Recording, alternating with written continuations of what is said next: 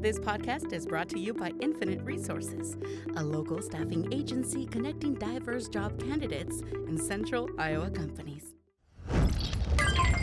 Amplified.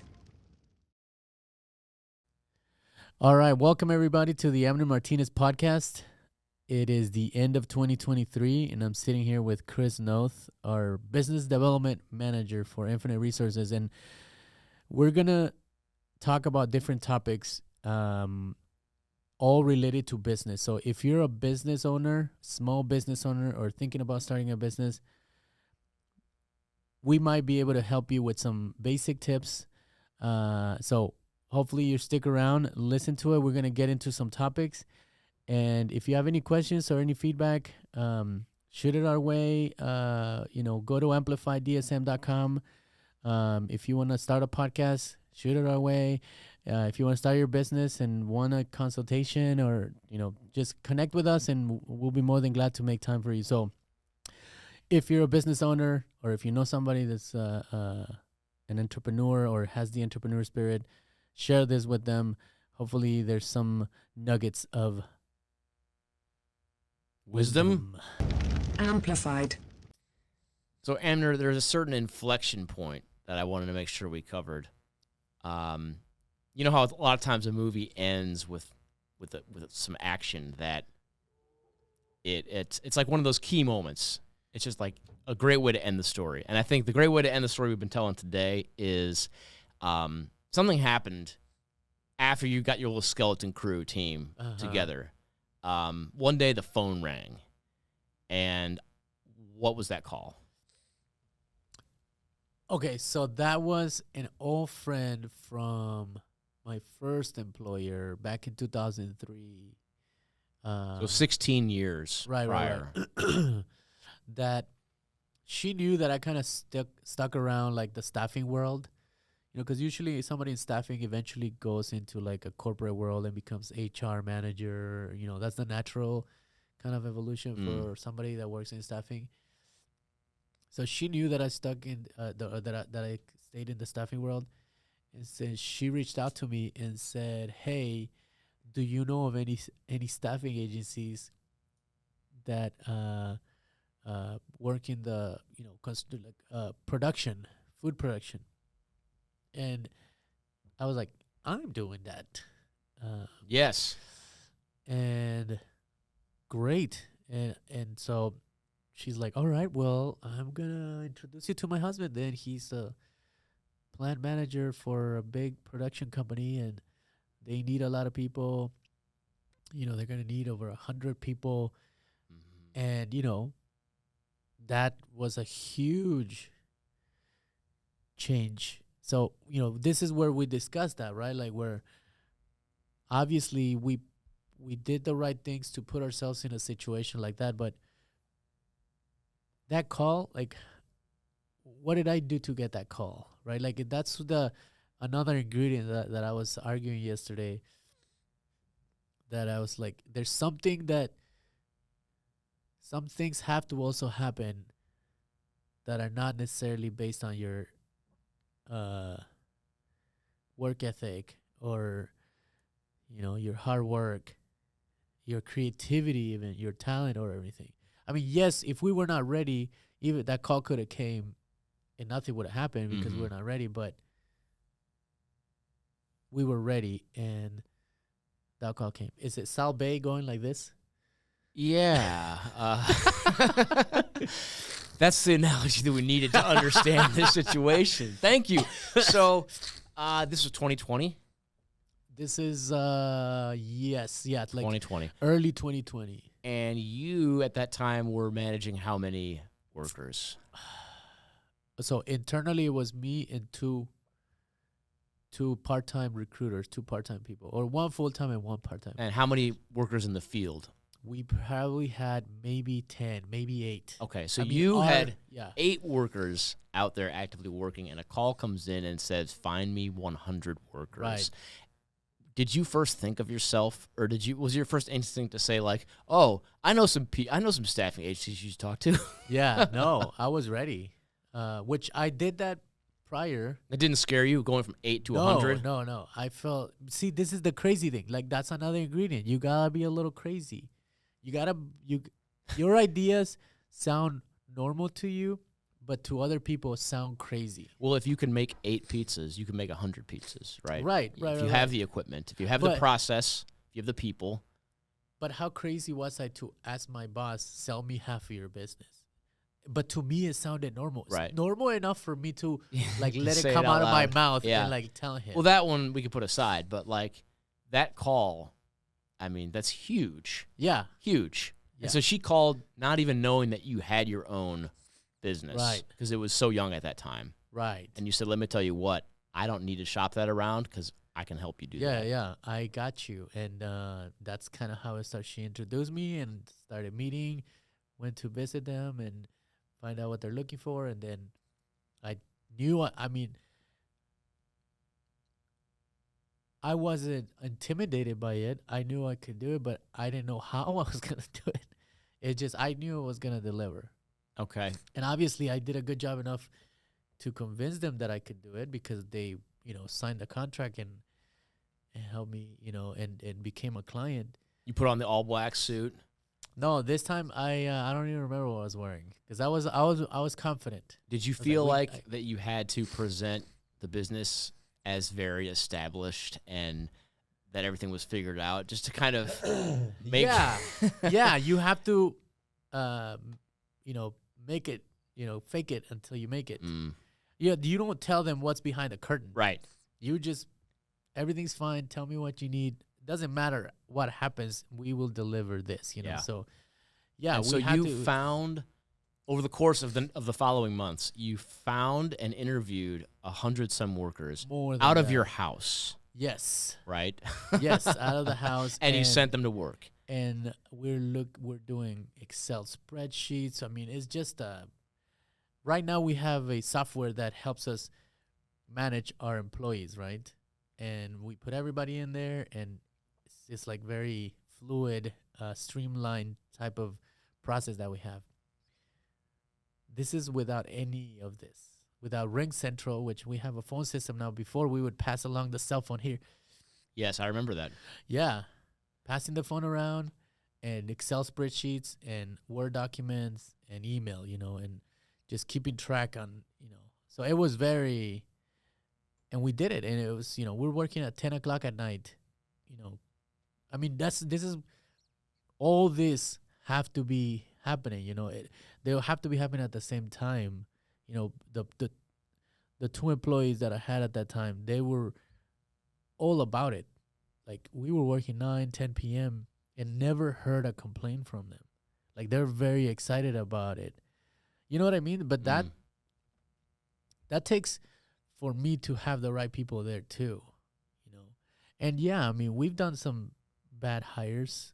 No, now that it's 4 years of building a team, you're gonna get it wrong, and you gotta be okay with like letting some people go. But a lot of this stuff has to be happening at the same time, or like in a good rhythm, and things have to align. A lot of it is work ethic, a lot of it is hard work, but it's not only that, I guess I keep on circling to that is because, yeah, it's not just hard work, and I want to make sure people understand that it's a little bit of everything, more of stuff of something and more stuff of something, but there's some stuff that is intangible, like looking at an opportunity and seeing it for what it is, or being ready for that phone call that makes you that makes it completely pivoted the company, like or I was going to the Black and Brown Entrepreneur Summit. I was strolling to LinkedIn, and I saw that there was a pitch competition, and I was like, why not? Let me apply. It took me about an hour to apply. We had a video. Kenji and I had produced a 66. So there was like 10 things that you had to submit, your financials and all this stuff. Excuse me. Anyways, long story short, I show up because I was picked as one of the finalists to pitch. I show up to the parking lot, and it's this big corporate office, big, like, intimidating building. And I'm in my car, and I'm like, why am I here? Like, is this, like, there's this doubt and, like, intimidate. Like, it's intimidating. There's some moments that you're like, shouldn't be here. Like, I should just be doing it low key, Anyways, like, I fought that urge to not go in. I walked in, and out of that, 2 of the biggest clients that we've ever had came out. So, there's a lot of those moments, that phone call, me sitting in the parking lot, deciding. They all coming down to decisions, I guess, getting the software. That's a big decision. It's a lot of money for a small business, You got to make good decisions. You got to make the right decisions. And some stuff is just South Bay. Yeah, I'm not gonna narrate what you're doing, man. Yeah. It's South Bay doing the. Most people salt. are not gonna watch this video. They're not gonna get the full effect. So 7 years after the first attempt to launch the company, it worked. Right, the phone call came in 2020. Yeah. And after you got that order, I'm sure some part of you had to feel like, oh, this is real now. Like there can't be any turning back now. Right. Right. Yes, and it continues to. Well, it's real, but you don't believe it. Like, it's real, but you still look around and you're like, oh shit, like, I'm in it.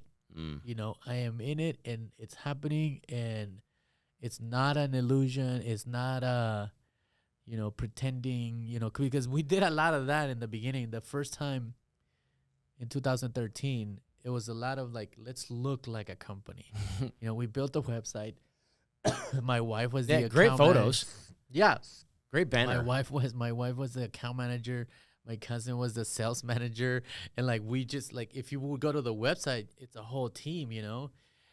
So I've been in that position where, like, I'm like, if I behave like a company, people are gonna treat me like a company, and that's also, like, you should do that. You should always think of yourself as a company. If you want to be in business, you should behave like a business and portray yourself as one, and I learned that from the first time around. Like, it has to happen in order for people to treat you like a business. If you're a mechanic and if you work out of your house, then, do you have a uniform that you work out of your house? Do you have a business card? Do you have a menu of prices, or do you just, like, talk to people and then just, like, fix their car? They're not gonna treat you like a full on mechanic if you're just behaving like just a friend doing them a favor. But if you have a uniform, you have a hat with your company now on it, and then you're like, yeah, man, I'll give you an estimate. You look at it like, okay, I'll email you with the estimate. Like, this is all, then people are going to treat you like that. So it's very important to also know that it's behaving like one, and eventually it starts to happen. Yeah, you act the part, work hard. You didn't give up, right? So 2013, you tried, you failed. Right. 2020, 2019, you tried again, and it worked. So when that phone rang, Amner, some people, some detractor might say, oh, well, Amner Martinez, he just got lucky. He got that one big order in 2020. If it wasn't for that, he wouldn't be here. So what would you say to that? What do you say about the role of luck in all the stuff that we're talking about? I would say you're right. Like, there is some sort of that. There is some magical thing that has to happen too in order for you to, like Tom Brady with with the tuck rule. Remember when they were playing with the Raiders, and it was a snowstorm. It's snowing like crazy. You can barely see the football field. You can barely see the 2 feet in front of you. He's backing down, and he's gonna throw the ball, but then he changes his mind and he like fumbles the ball. That rule didn't exist, so it should have been a fumble because there was no. Somehow, Yeah. the referees decided that he was tucking it back and like therefore it's not a. You got a fumble. lot of favorable calls. Exactly. A lot of questionable calls. Right. So, so I mean, you can make an argument of whether that's luck or not. I don't think it's luck. I think it's just like a systematically, like the referees got it wrong, but it still was in his favor. It still was a call that went his way. That had nothing to do with his work ethic, with his skills, with all of that. It had to do with like the right moment at the right time. It gave, and then because if they don't win, and they were gonna lose that Super Bowl, right? Was it the Super Bowl or like was it an AFC championship, something like that? It was a championship. They're in whatever, the same conference, right? Right. So it couldn't have been. Right. So it was like a pivotal moment of his career. There's literally a documentary called The Tuck Rule. All right. So we've got like a couple minutes left in this one. If you bring up Tom Brady again, I'm gonna Which Tom Brady is not one of my favorite. Yeah, it's very strange. But so the thing about luck, right? Yeah, I agree with you. I don't really think that luck has a lot to do with it. I think it's more about you hustled and you put in the work, and then eventually you caught a break. But the break wouldn't have happened if you hadn't spent years working toward it. That's kind of how I see it. Sure. And you kind of create your own luck, or you created that own opportunity. Maybe it's to a certain extent. Maybe it's this. Maybe the company is you get a bucket, right? You're building a bucket, and you're like, whether it's out of clay, whether it's out of metal, but you have a bucket. Uh-huh. And then a shooting star is coming, and then you just catch the shooting star because you've been building the bucket. Maybe that's it. And you're incinerated. But that shooting star, let's say a shooting star is like tiny, right? It's like it'll just sound like a pink, but that shooting star wasn't yours. Without a bucket, you're not going to catch it. Right. Yeah. But that shooting star came from somewhere. So what is it, right? But you do catch it, and so far it's working. So now it's, well, we're going to go into the 5th year, like you said. So if we make it through this year, we make it past the 55% of failed businesses. Right. So we are part of that club. That's a scary statistic. Yeah. So obviously, there's a lot of ways that it can go wrong for a young entrepreneur. Right. There's a lot of mistakes you can make. But one thing I've always liked about you and your approach to this is that, like you mentioned before, you have an open door policy. I mean, you're always up for a conversation. People can come in here, have coffee, and talk about this stuff. Right. Whether they're a job seeker or a potential client or just somebody in the community. So I think we should just reiterate that if people have questions or if this episode brings up any ideas, especially for those young entrepreneurs out there or just someone whose business is in a young stage, that they should hit you up. Yeah, totally. I mean, there's a lot of people that are willing to advise and share information and share connections and share. There's networks that we help created, like the Latino Trade Network, that a lot of Latino business owners, professionals, entrepreneurs are coming together to like share some ideas and thoughts. But yeah, I mean, you don't be okay with not knowing, and be okay with asking. And I think that's part of success too, is like figuring things out, asking people, see where the resources are. So yeah, I'm totally open to get on the phone or a face-to-face meeting or a Zoom call, coffee, lunch, because why not? I mean, if you really have it, you can do it. Absolutely. Well, it's been really fun to see the last 5 years of Infinite Resources, and we're looking forward to the next 5 and whatever that brings, right?